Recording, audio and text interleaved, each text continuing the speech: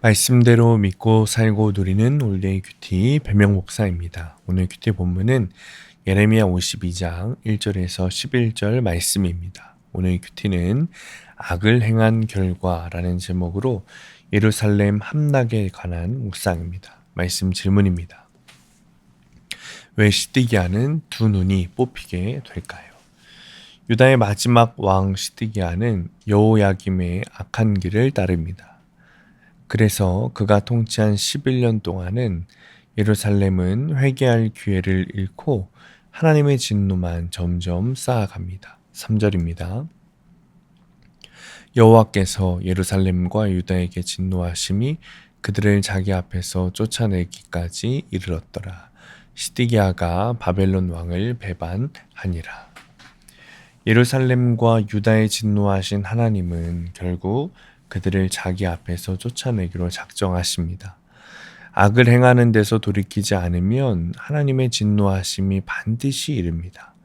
내 삶에서 돌이키지 않는 죄는 회개의 때를 늦추고 심판의 때를 재촉합니다. 바벨론 왕 느부갓네살은 예루살렘을 포위하고 토성을 쌓아 2년 가까이 성을 압박합니다. 예루살렘은 기근에 빠졌고 끝내 성벽은 무너졌습니다. 이때 시드기야 왕과 군사들이 밤중에 도망쳤지만 이미 포위된 상황에서 탈출을 실패하고 맙니다. 하나님의 말씀을 거역하는 끝은 도망할 길 없는 막다른 골목입니다. 말씀이 아니라 내 생각과 고집으로 도망치는 인생은 반드시 무너집니다. 이런 밤이 임하기 전에 주님께 돌이켜야 합니다. 여리고 평지에서 붙잡힌 시드기야는 자기 두 눈으로 아들들과 고관들이 죽임당하는 모습을 보게 됩니다. 그리고 두 눈이 뽑힌 채 바벨론으로 끌려가 옥에 갇혀 죽을 날을 기다립니다. 11절입니다. 시드기야의 두 눈을 빼고 노사슬로 그를 결박하여 바벨론 왕이 그를 바벨론으로 끌고 가서 그가 죽는 날까지 옥에 가두었더라. 하나님의 말씀을 무시하고 권세를 유지하려 하다가 모든 것을 잃고 맙니다. 이처럼 회개하지 않는 자의 최후는 슬프고도 비참합니다. 하나님 없는 권세는 결국 무너져 슬픔으로 끝이 나고 맙니다. 적용 질문입니다. 내가 반복해서 짓는 죄는 무엇입니까? 두 번째, 내가 지키려고 애쓰는 것은 말씀입니까? 물질입니까? 권세의 자리입니까? 오늘의 원포인트, 주님 보시기에 정직해야 합니다. 말씀을 듣고 알면서도 주님께 돌이키지 않았습니다. 말씀 앞에 겸손히 내 죄를 보고 정직하게 회개해야 합니다. 그리고 주님의 뜻을 따라 순종해야 합니다. 오늘도 정직을 보시는 주님 앞에 겸손히 내려놓고 순종하는 하루 되시길 축복합니다. 기도하겠습니다. 말씀을 듣고도 순종하지 않는 죄를 주님 우리를 보게 하십니다. 주님 더 늦기 전에 정직하게 회개하고 죄를 보기 원합니다. 오늘도 주님의 뜻을 따라 살며 거룩을 향해 걸어가게 하여 주옵소서. 예수님의 이름으로 기도합니다. 아멘. 오늘 큐티 말씀을 적용한 한 성도님의 큐티 묵상 간증입니다. 2012년 당시 여자친구였던 아내의 권면으로 처음 교회에 다니며 예수님을 믿게 되었습니다. 하지만 좋은 남자친구로 인정받고 싶은 마음에 따라간 것이라서 말씀이 들리진 않았습니다. 그러다 보니 공동체 주변을 겉돌며 그저 행복한 가정을 이루는 것을 최고의 가치로 여겼습니다. 저의 세상 가치관은 결혼한 뒤에도 여전했습니다.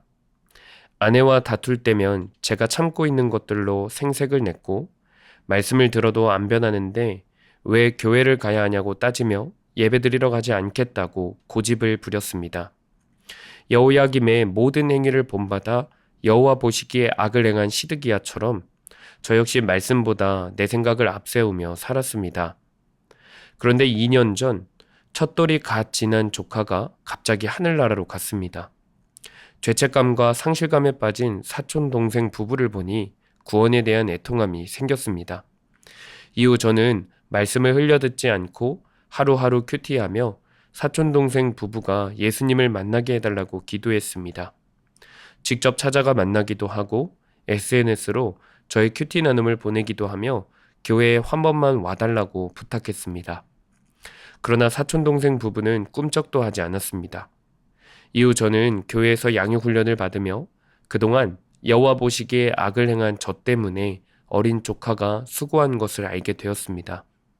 그리고 친가 식구 중 유일하게 믿는 제가 말씀으로 바로 서 있어야 가족 모두 구원받을 수 있음을 깨달았습니다.